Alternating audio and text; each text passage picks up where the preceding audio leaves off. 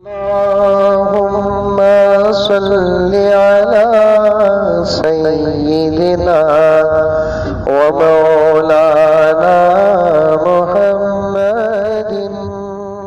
سوال کرتے ہیں کہ کیا دعا میں حاجت کے بجائے صرف درود پڑھ سکتے ہیں؟ درود پڑھنا چاہیے۔ درود بھی ایک دعا ہے جو ہمارے نبی کے لیے ہم لوگ کرتے ہیں۔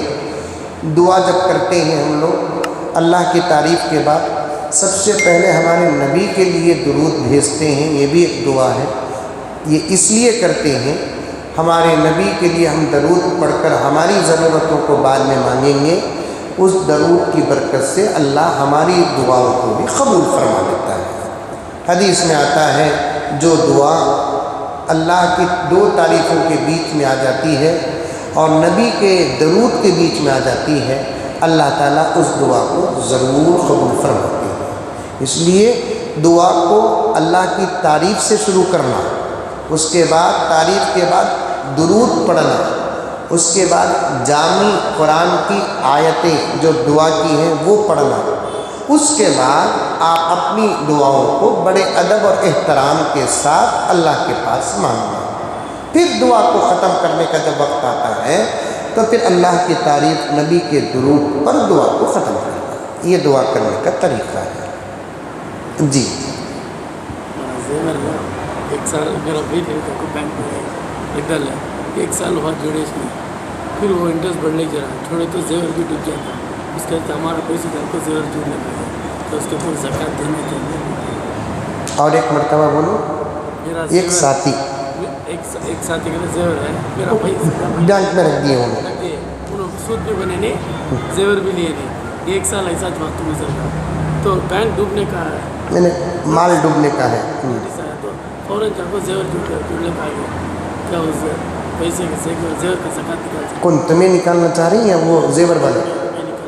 تمہارا اب مثال کے طور پر مسٹر ایکس 5 لاکھ کا زیور بینک میں رکھے، ساتھی کا سوال پہلے سمجھاتا ہوں۔ 5 لاکھ روپے کا زیور بینک میں رکھ دیے، ان کو بینک نے سودی قرض کے ساتھ 3 لاکھ روپے واپس کیے، 2 لاکھ روپے مال کے ان کے پاس، ماہانہ سود بننا تھا بنے نہیں، مال چھڑانا تھا چھڑائے نہیں۔ اب اتنا سود بڑھ گیا، اصل قرض سے انٹرسٹ زیادہ ہو گیا، اب ان کا چھڑانے کا بھی ارادہ نہیں ہے۔ اب ایسی صورت میں اور ایک دوسرے ساتھی جا کر اس مال کا بزنس کرتے ہیں، کہتے ہیں کہ تمہیں چھڑائی نہیں تو پرواہ نہیں، میں پیسے دے کر چھڑا کر میں نکال لیتا ہوں، ممکن ہے کہ شاید سستے میں مل رہا ہو۔ تو اب انہوں کیا کیے، دوسرے ساتھی جا کر پیسے دے کر مال لے کر آ گئے۔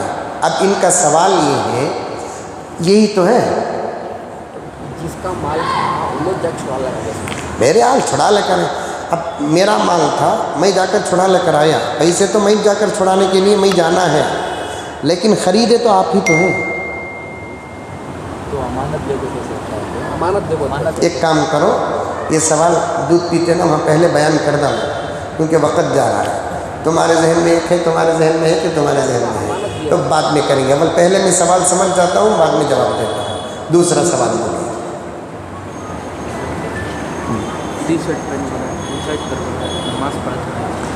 یہ ساتھی سوال کر رہے ہیں ٹی شرٹ پہن کر یا انشرٹ کر کے نماز پڑھے تو نماز ہو جاتی؟ نماز ہو جاتی لیکن مکروہ ہے، سمجھ میں آئی بات ہے۔ اور اگر حد سے زیادہ آپ کے جسم کا عضو نظر آتا ہے تو مکروہ ہی نہیں ہوتی نماز، بلکہ نماز فاسد ہو جاتی ہے، ٹوٹ جاتی ہے۔ جیسے آج کل کے پیانٹا ہی نا جو کمر سے اتر کر پیر کی ہڈی تک پہنچ چکے ہیں، اور اس حالت میں اگر رکوع کرتے ہیں تو پیچھے کا پورا حصہ نظر آتا ہے، اس صورت میں نماز فاسد ہے۔ جی مکروہ، انشرٹ کر کے پہننا بھی مکروہ ہے۔ جی روزے کی حالت میں یہ روزے کی حالت میں بی پی لو اور گلوکوز چڑھائے تو روزہ باقی ہوتا ہے؟ روزے کی حالت میں گلوکوز چڑھانے سے روزہ ٹوٹتا نہیں، سمجھ میں نا، بی پی لو ہو یا زیادہ، طاقت حاصل کرنے کے لیے گلوکوز چڑھاتے ہیں تو مکروہ ہو جائے گا روزہ، لیکن روزہ نہیں ٹوٹتا. سمجھ نہیں بات ہے، کیونکہ گلوکوز جو ہوتا ہے رگ میں چڑھتا ہے، دوا جو ہوتی ہے وہ رگ میں چڑھتی ہے. روزہ کب ٹوٹتا ہے؟ منہ کے ذریعے سے یا کسی اور ذریعے سے پیٹ تک چلے جائے کوئی چیز، تب جا کر روزہ ٹوٹتا ہے. گلوکوز چڑھانے سے روزہ نہیں ٹوٹتا. جی تراویح کی 20 رکعت میں ہر دو رکعت میں ثنا پڑھنا ہے یا امام صاحب سورہ فاتحہ شروع کا ثنا پڑھنا نہیں؟ ہر دو تراویح کی 20 رکعت میں ہر دو رکعت میں ثنا پڑھنا ہے کیا؟ ہر دو رکعت میں ثنا ضرور پڑھنا ہے، کیونکہ ہر دو رکعت نئی نماز ہے. نئی نماز میں تکبیر کے بعد آپ کو ثنا پڑھنا سنت میں داخل ہے. ہاں آپ ثنا پڑھ رہے تھے، امام صاحب سورہ فاتحہ شروع کر دیے تو آپ وہیں ثنا کو روک دینا چاہیے. اگر آپ معلوم نہیں تھا پڑھ لیے آپ کی نماز میں کوئی فرق نہیں آتا، خلاف سنت.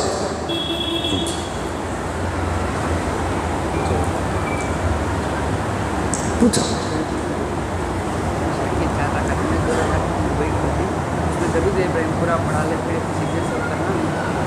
امام کے ساتھ پڑھ رہے ہو؟ امام کے ساتھ اگر آپ نماز پڑھ رہے ہیں، دوسری رکعت میں عشاء کی اتحیات پڑھ کر اٹھنا، بجائے اٹھنے کے آپ درود بھی پڑھ دیے، امام کے ساتھ پڑھ رہے ہیں تو آپ پر سجدے سہو نہیں ہے. اکیلے نماز پڑھ رہے ہیں، دوسری رکعت میں اتحیات پڑھ کر تیسری رکعت کے لیے اٹھ کر کھڑے ہونا. تیسری رکعت کے لیے اٹھ کر کھڑے نہیں ہوئے، بھول کر اگر آپ درود شریف پڑھ دیے، اللہم صلی علی تک پڑھ لیے، یاد آ گیا مجھے اٹھنا تھا نہیں اٹھیا تو فوراً اٹھ جانا.